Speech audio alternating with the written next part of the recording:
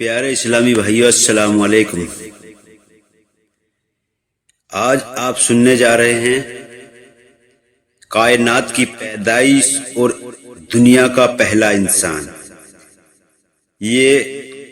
قرآن و حدیث سے متعلق واقعہ ہے، اس کو دھیان سے سننا اور سمجھنا ہے۔ ویڈیو پسند آئے تو ویڈیو کو لائک ضرور کر دیں، اور چینل پر اگر پہلی بار ہیں تو چینل کو سبسکرائب کر کے آل کی گھنٹی پر سیٹ کر دیں، تاکہ اس طرح کی اسلامی ویڈیو آپ کے پاس تک سب سے پہلے پہنچتی رہیں۔ تو شروع کرتے ہیں۔ بسم اللہ الرحمن الرحیم۔ قرآن پاک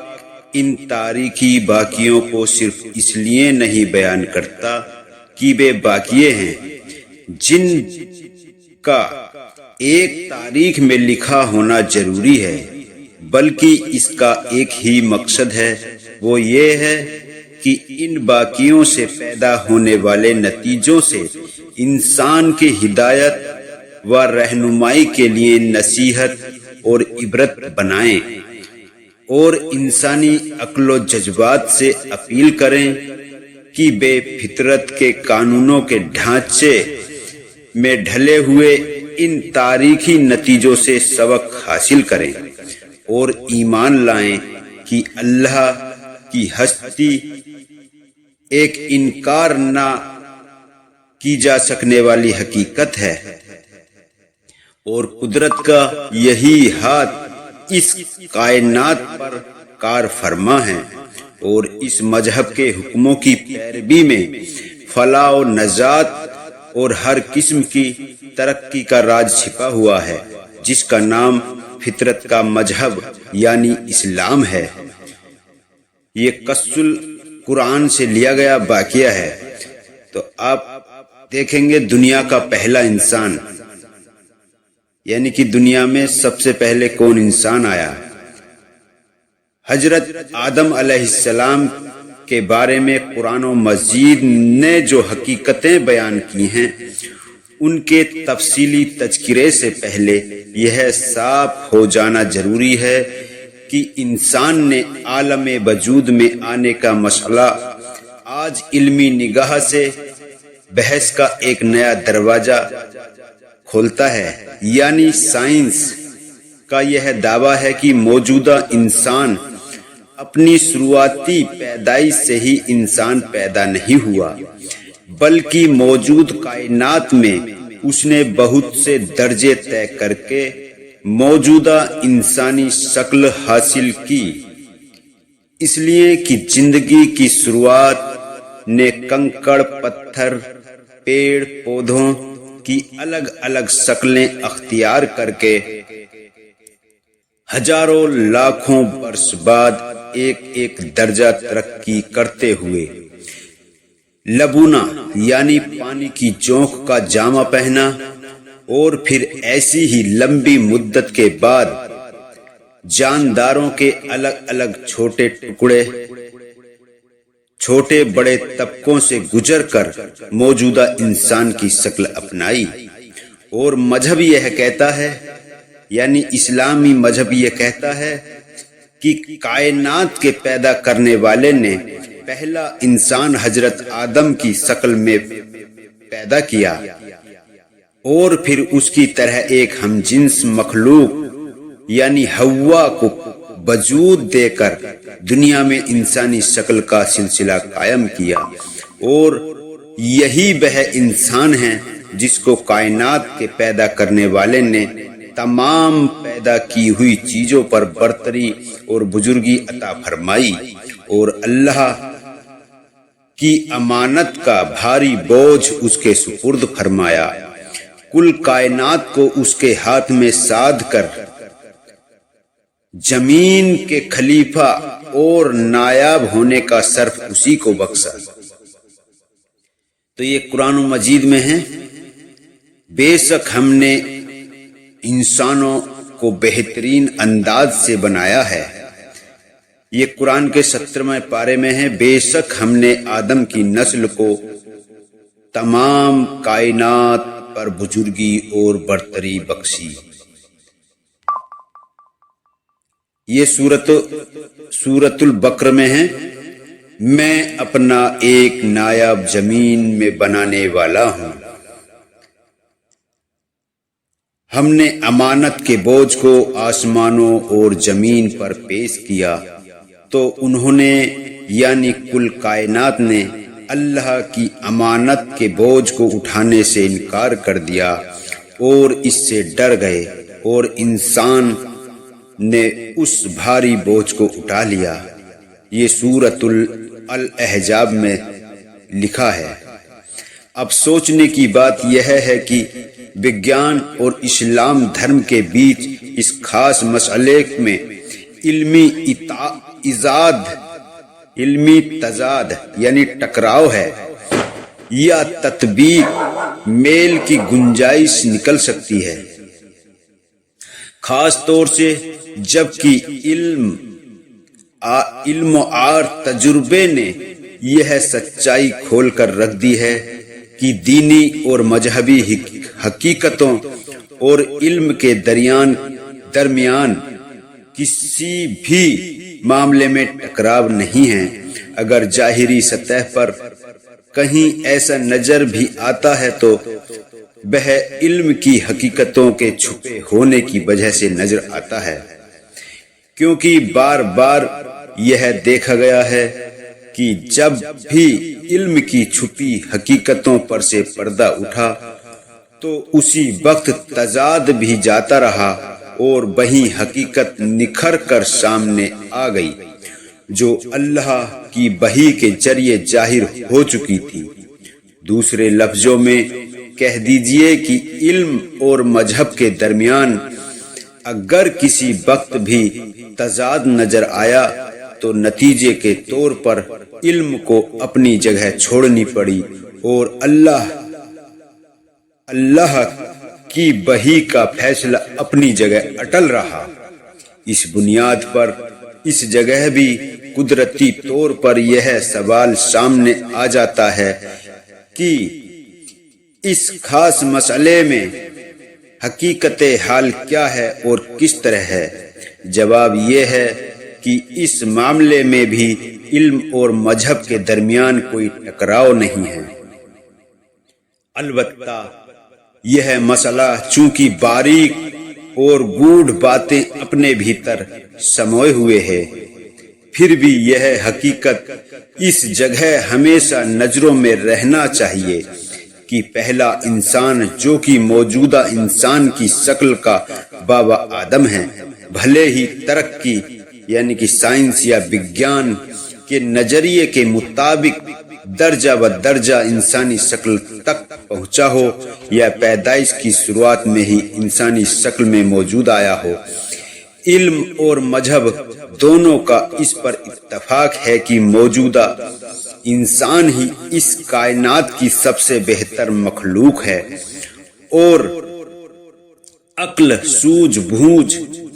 ڈھانچہ ہی اپنے عمل اور کردار کے لیے جواب دہ ہے اور بدستور قانون کا مکلف ہے، یا اس طرح سمجھ لیجئے کہ انسانی کردار اور اس کے علمی اور عملی ساتھ ہی اخلاقی کردار کو دیکھتے ہوئے اس بات کی کوئی اہمیت نہیں ہے کہ اس کے پیدا ہونے، ڈھلنے اور وجود کی دنیا میں آنے کی تفصیل کیا ہے، بلکہ اہمیت یہ ہے کہ اس پیدا ہوئی دنیا میں اس کا وجود یوں ہی بے مطلب اور بے مقصد ہے، یا اس کی ہستی اپنے بھیتر بہت بڑا مقصد لے کر وجود میں آئی ہے۔ کیا اس کے افعال و اقوال اور کردار و گفتار کے اثرات بہت ادھک ہیں؟ کیا اس کی ماہی اور روحانی قدرتیں سب کی سب بیکار اور بے نتیجہ ہیں، یا قیمتی پھلوں سے لدی ہوئی اور حکمت سے بھری ہوئی ہیں؟ اور کیا اس کی زندگی اپنے بھیتر کوئی روشن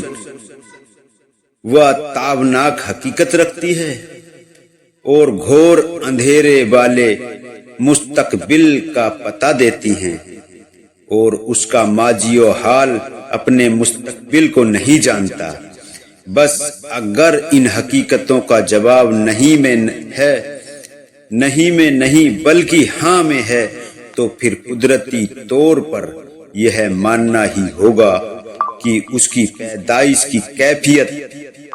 پر بحث کی جائے، اس کے وجود کے مقصد پر پوری نگاہ رکھی جائے، اور یہ مان لیا جائے کہ پیدا کی ہوئی چیزوں میں سب سے بہتر ہستی کا وجود بے شک بڑے مقصد کا پتہ دیتا ہے، اور اس لیے کہ اس کی اخلاقی قدروں کا ضرور کوئی مثل اعلیٰ یعنی بڑی نظیر اور اس کی پیدا کرنے کا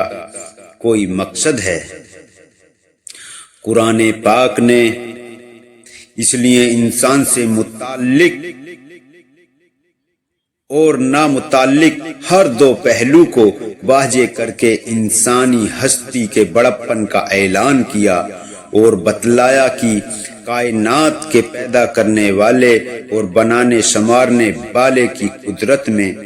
انسان کی پیدائش سب سے بہتر درجہ رکھتی ہے، اور اسی ہی وجہ سے وہ تمام کائنات کے مقابلے میں بڑے ہونے اور عظیم ہونے کا حقدار ہے، اور اپنے کاموں اور طریقوں کی وجہ سے بہتر وہی اللہ کی امانت کا علمبردار ہو کر اللہ کی زمین کا خلیفہ کے منصب پر بنے رہنے کا حق رکھتا ہے، اور جب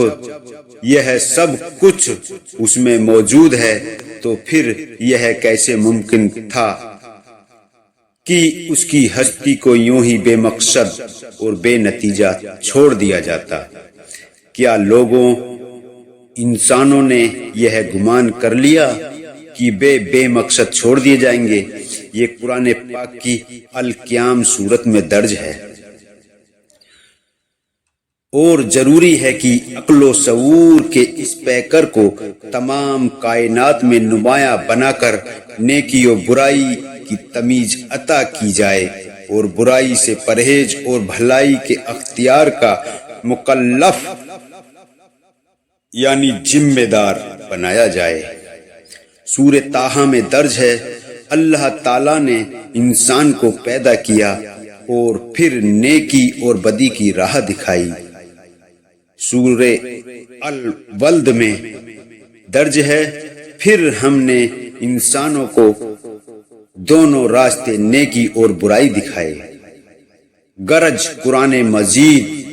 کی یاد دہانی اور دعوت بھلائیوں کو کرنے اور برائیوں کو روکنے اور رشد و ہدایت کا مخاطب اور شروع اور آخر کا محور مرکز صرف یہی ہستی تو ہے، انسان، جس کو انسان کہتے ہیں، اور یہی وجہ ہے کہ قرآن نے پہلے انسان کی پیدائش کی کیفیتوں اور تفصیلوں کو نظر انداز کر کے اس کے شروع اور آخر کو ہی یہ اہمیت دی۔ علمی بحثوں سے متعلق اسلامی نقطۂ نظر اس طرح ہے، اصل میں اس کی علمی بحثوں کے لیے اسلام کی تعلیم یہ ہے کہ جو مسئلے یقین میں مشاہدے کے علم کی حد تک پہنچ چکے ہیں، اور قرآنی علم اور اللہ کی وحی ان حقیقتوں کا انکار نہیں کرتی، کیونکہ قرآن مشاہدے اور ہدایت کا کبھی بھی انکار نہیں کرتا، تو ان کو بنا کسی شک کے مان لیا جائے۔ اس لیے کہ ایسی حقیقتوں کا انکار بے جا تعصب اور تنگ نظری کے سوا اور کچھ نہیں ہے، اور جو پہلے ابھی تک یقین کی ان منزلوں تک نہیں پہنچے جن کو مشاہدہ اور ہدایت کہا جا سکے، جیسا کہ بحث میں آیا، مسئلہ ہے تو ان کے بارے میں قرآن کے مطلبوں میں تعبیل نہیں کرنی چاہیے اور خام خواہی ان کو نئی تحقیق کے سانچے میں ڈھالنے کی کوشش ہرگز جائز نہیں ہے، بلکہ وقت کا انتظار کرنا چاہیے کہ بے مسئلے اپنی حقیقت کو اس طرح ظاہر کر دیں کہ ان کے انکار سے مشاہدہ اور حقیقت کا انکار لازم آ جائے۔ اس لیے یہ حقیقت ہے کہ علمی بحثوں کو تو بار بار اپنی جگہ سے ہٹنا پڑا، مگر قرآنی علموں کو کبھی ایک بار بھی اپنی جگہ سے ہٹنے کی ضرورت پیش نہیں آئی، اور جب کبھی علمی مسئلے بحث و نظر کے بعد یقین اور مشاہدے کی حد تک پہنچے، بے ایک نقطہ بھی اس سے آگے نہیں گئے جس کو قرآن نے پہلے ہی واضح کر دیا ہے۔ تو یہ تھا آج کا واقعہ، کائنات کی پیدائش اور پہلا انسان۔ اسی طرح کے اسلامی واقعے اور قرآن و مجید کی روشنی میں حدیثیں سننے کے لیے چینل کو سبسکرائب کر کے آل کی گھنٹی پر سیٹ کر دیں، اور ویڈیو کو زیادہ سے زیادہ اسلامی بھائیوں، دوستوں، عزیز و اقارب کو شیئر ضرور کر دیا کریں تاکہ سبھی کو اسلام کے بارے میں جانکاری رہے۔ چلتے ہیں، پھر ملیں گے اگلے ویڈیو میں۔ السلام علیکم۔